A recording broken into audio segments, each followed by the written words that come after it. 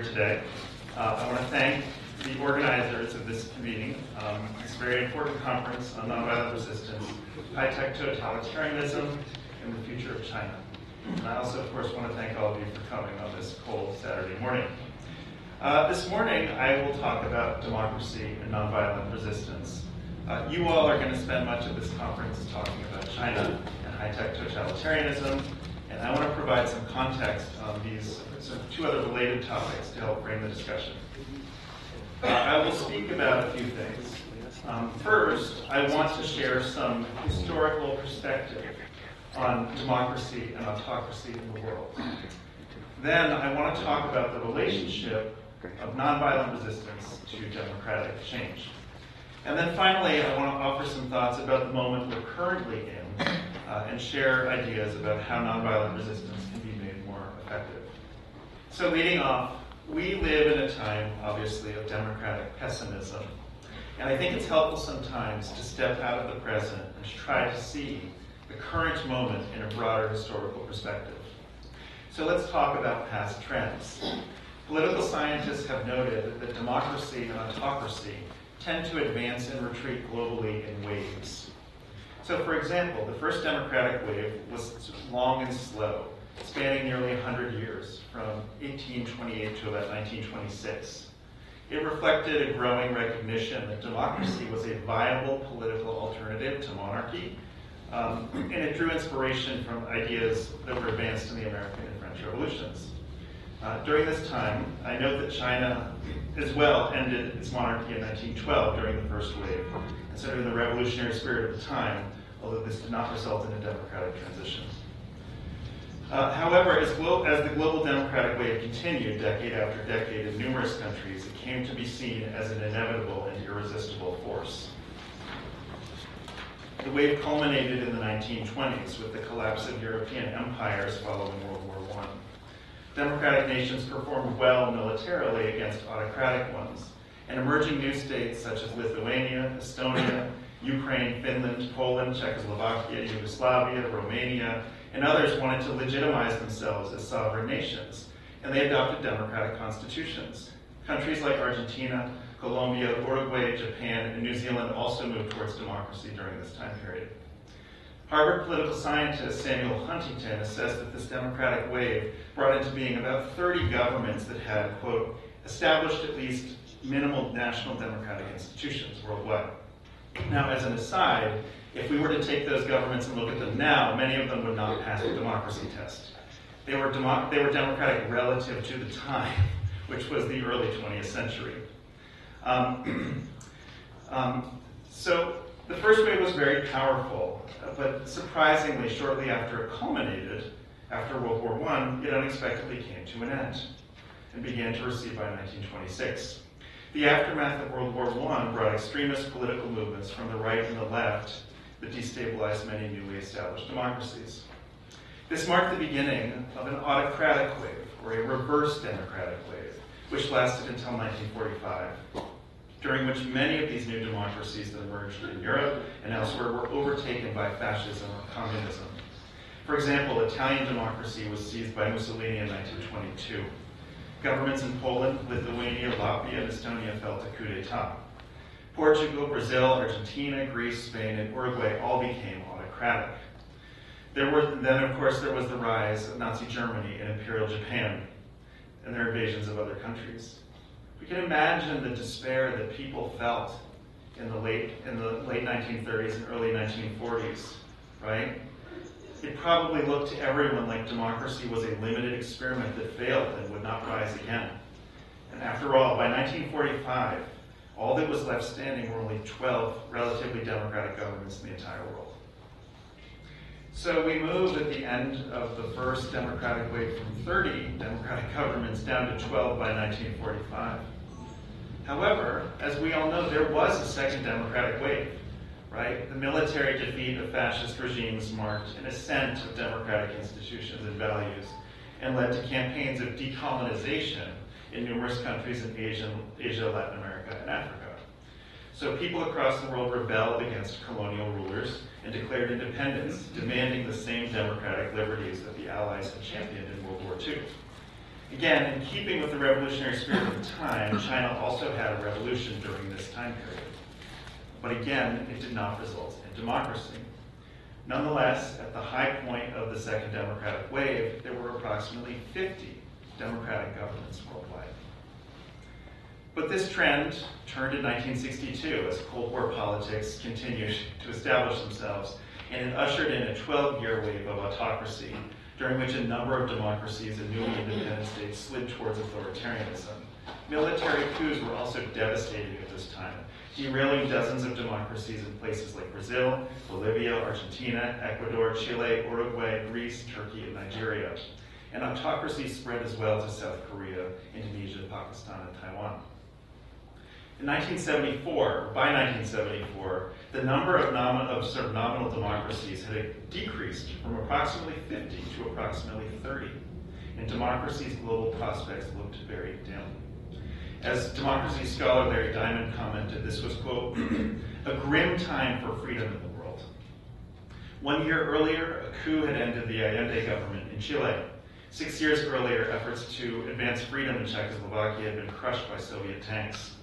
The United States was in the process of disentangling ourselves and withdrawing from a tragic war in Vietnam. Laos and Cambodia would soon be overtaken by communist rule. Meanwhile, the US government was plagued by scandal in the Nixon administration. Things looked really bad. Larry Diamond stated, quote, in the mid-1970s, you had to be a crank or a romantic to believe that the bulk of the world's countries would become democratic over the next century. And yet, this skepticism was eventually proved wrong. So contradicting the pessimism of the time, 1974 included a popular democratic breakthrough in Portugal. This was followed by democratic transitions in Greece and Spain over the next several years. But no one at the time identified these as major turning points in democracy's future. Over the next decade, some countries continued to advance democratically while others broke down. This resulted in overall modest gains. The percentage of democratic states in the world increased from 30% to 34% between 1974 and 1982. So it's very slow. So this marked the beginning of this gradual democratic advancement, but general pessimism continued into the 1980s. Scholars and analysts argue that autocrats would stay in power by declaring themselves aligned to the United States, gain the benefits of US trade, and then repress human rights at home. No one predicted major democratic gains. In 1984, leading democracy scholar Samuel Huntington published an article called, quote, Will More Countries Become Democratic? In it, he conducted a thorough analysis of democratic prospects around the world and concluded that the evidence suggested that, quote, with a few exceptions, the limits of democratic development in the world may well have been reached. In other words, Huntington argued that democracy would likely not spread much further. This is in 1984 now. However, shortly thereafter, the unrecognized democratic wave quickened its pace. The 1986 People Power Revolution in the Philippines ended the rule of dictator Ferdinand Marcos, followed by democratic transitions in South Korea, and then the end of the Pinochet regime in Chile in 1988, which was also supported by a nonviolent movement. The question then arose, could this momentum spread to the Soviet Union? Few, if any, predicted that it would. In fact, in September 1988, the CIA issued a memorandum predicting that the Eastern European regimes would continue. Then came 1989, which was the beginning of the end of Soviet rule. Poland, Czechoslovakia, the Baltic states, East Germany, and other states all transitioned over the following several years. Many of these transitions featured nonviolent resistance. The wave even affected Russia directly. When hardline elements sought to end democratization there, popular nonviolent mobilization stopped a coup attempt in 1991. Of course, not all movements achieved their goals. A democratic breakthrough almost reached China, as the world watched brave Chinese citizens from all over the country mobilize in Tiananmen Square and other cities to demand democracy. The nonviolent resistance practiced by the demonstrators was particularly powerful and promising, and it differed from previous armed uprisings. Recognizing the power of this nonviolent resistance, as we all know, the PRC government tragically cracked down. But this did not stop the wave globally. With the collapse of the Soviet Union, democracy spread to South Africa and Indonesia. Then the early 21st century saw democratic revolutions in Serbia, Georgia, Ukraine, and Nepal. On balance, the third democratic wave continued to 2006, by which point 58% of the countries with populations over 1 million were classified as democratic. Thereafter, an autocratic wave began, which persists to this day. It's been very tough the last 20 years working in this field. We've been working during an autocratic wave. Similar to the third democratic wave, the current autocratic wave started slowly. During its first decade, it affected democracies gradually in ways that did not trigger consensus for vigorous action. But thereafter, the wave's implications became more apparent. For example, between 2016 and 2022, the number of people living in countries classified as free by the organization Freedom House declined from 39% of the world's population to just 20%, and many democracies backslid. In addition, over the last 2 decades, autocratic governments like the PRC government have also become more powerful and repressive. We have also seen autocrats increase their global coordination and repression, and we have watched nonviolent movements decline in efficacy during this time. So what can we learn from these past democratic and autocratic waves? Many things, of course. One is that past democratic waves have emerged from times of despair. Every movement against a dictator emerges against brutality and feelings of hopelessness. Yet dictators are not always as strong as they seem, and a country's population has vast power when they engage in strategic and sustained nonviolent resistance. Another lesson is that experts and pessimists are proven wrong sometimes. They sometimes overestimate the stability of dictators, or forecast the wrong trend, or underestimate the power of a country's population to shape events. They also sometimes fail to understand how quickly events can move. The world's in bad shape right now, and I think these 2 lessons are really important for us to bear in mind as we think about what to do about it. A third lesson is that in past democratic waves, China had revolutions, or in the case of 1989, an attempted revolution. The fact that these revolutions occurred suggests that China's population and domestic politics was influenced by what was going on in the rest of the world. At the same time, the fact that the revolutions did not reach democracy suggests that China was perhaps still too isolated from the democratic world as a whole during these past waves. Will these 2 conditions hold in the future? We shall see. My guess is that if the world has a 4th democratic wave, which I know we're all working for, China will be influenced again, and thus have another chance at democratic change. Now, there's a further lesson from past democratic waves that I want to comment on today, and it relates to the role of nonviolent resistance in democratic change. Scholars have analyzed past democratic waves, like the ones I've been talking about, and they've done detailed analysis of nonviolent movements over the last century. There are hundreds of cases they've examined, and research findings consistently show that nonviolent movements are one of the most powerful drivers of democratic change around the world. Here are some statistics that prove the point. Scholar Erica Chenoweth has done groundbreaking research on nonviolent movements. Focusing on movements that seek political transitions, Professor Chenoweth found that on average, these movements achieved their stated goals 51% of the time between 1900 and 2019. So that's looking at movements over 120 years trying to get political transitions. They achieved their goals 51% of the time, the nonviolent ones. This is approximately twice the 26% success rate of violent insurgencies during that same period. So the nonviolent movements were twice as effective as the violent ones. But then what happens after a political transition? Do you get democracy?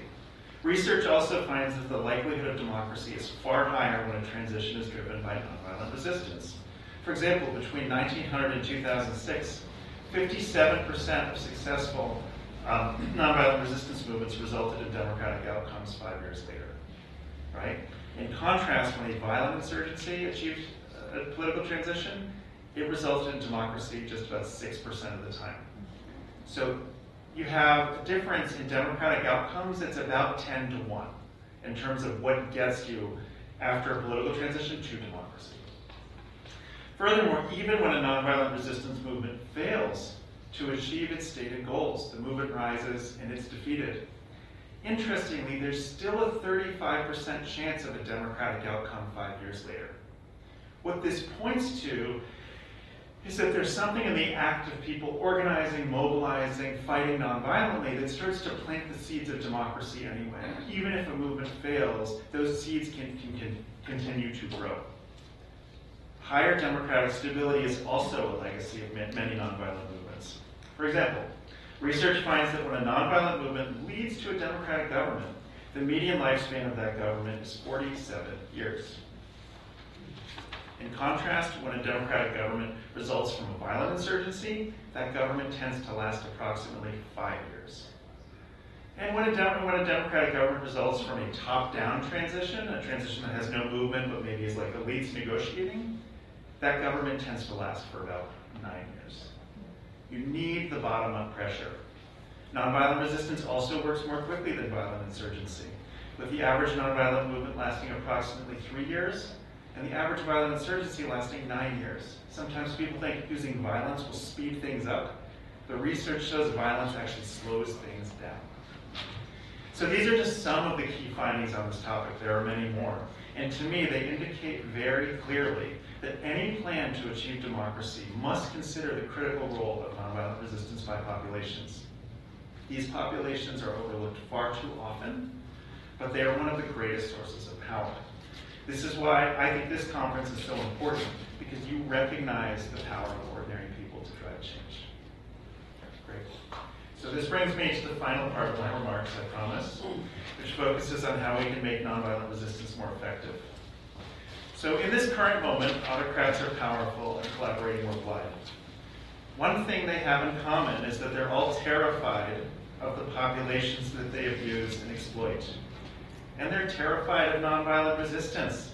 This is why they have invested so heavily in repressing movements. Their efforts have had real effects and driven movement success rates down.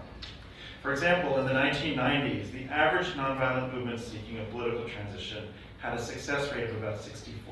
It's amazing. That's 64% of movements trying to get a democratic transition succeeded in the 1990s.